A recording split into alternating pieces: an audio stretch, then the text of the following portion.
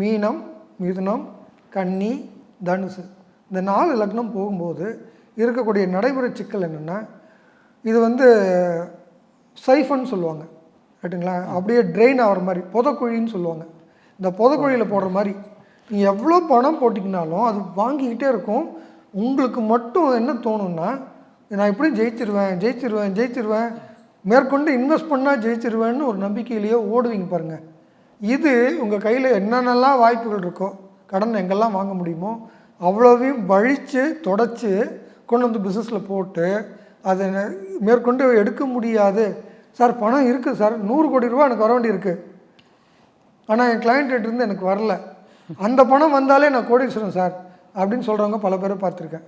இந்த 4 லக்னங்களில் நீங்கள் சக்ஸஸ் ஆகிற மாதிரி தெரியும். அதனாலேயே நிறைய முதலீடு போடுறதுக்கான அவசியங்கள் தோணும். நீங்கள் காலனா முதலீடு போடக்கூடாது. இருக்கிற பிஸ்னஸை ரன் பண்ண தெரியணும். இப்போ நான் ஒரு உதாரணத்துக்கு மகரத்துலேயே ஆரம்பிச்சிட்டேன் சார், இப்போ நான் மீனம் வந்துட்டேன். தேவைகள் பிஸ்னஸை அப்டேட் பண்ண வேண்டிய கட்டாயம் வரும். அடுத்த விஷயம், 20 வருஷத்துக்கு மேலே ரன் பண்ண பிஸ்னஸ் அவுடேட் ஆகிருக்கும். அப்டேட் இங்கே பண்ணக்கூடாது. நீங்கள் கும்பத்தில் பண்ணியிருக்கணும் அப்டேட்டு. நீங்கள் மீனத்தில் அப்டேட் பண்ணுறேன்னு ஆரம்பிச்சிங்கன்னா உங்கள் செட்டப்பை மாற்றினாலே அங்கே எல்லாமே மாறிப்படும். அந்த செட்டப் மாற்றினதனுடைய தன்மையினாலேயே அந்த பிஸ்னஸ் ஃபெயிலியர் ஆகும்.